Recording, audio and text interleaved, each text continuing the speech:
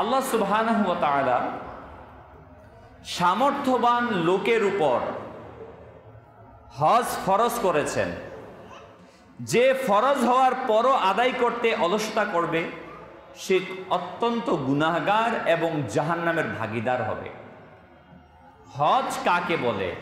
হজ শব্দের অর্থ হচ্ছে ইচ্ছা, আর শরীয়তের পরিভাষায় নির্ধারিত সময়ে, নির্ধারিত তারিখে, নির্ধারিত কিছু স্থানের কার্যক্রমকে হজ বলা হয়।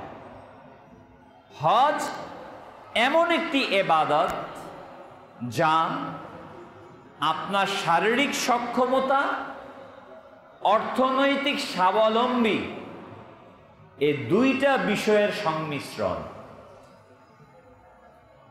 অন্যান্য যে ইবাদতগুলো আছে ওই ইবাদতগুলো একটা দিক, যেমন রোজা, সেটার জন্য অর্থনৈতিক প্রয়োজন নাই। নামাজ, এর জন্য অর্থনৈতিক প্রয়োজন নাই। কিন্তু আবার যাকাত যেটা, সেটা হচ্ছে শুধুই অর্থনৈতিক। শারীরিক সক্ষমতার দরকার, টাকা আছে, আপনি যাকাত প্রদান করবেন। এখানে আপনার শরীরের ক্ষমতা, সক্ষমতা, সেটার প্রয়োজন নাই। কিন্তু হজ এমন একটি ইবাদত যে ইবাদতের মাঝে দুইটি বিষয় দরকার, শারীরিক সক্ষমতা আর অর্থনৈতিক স্বাবলম্বী।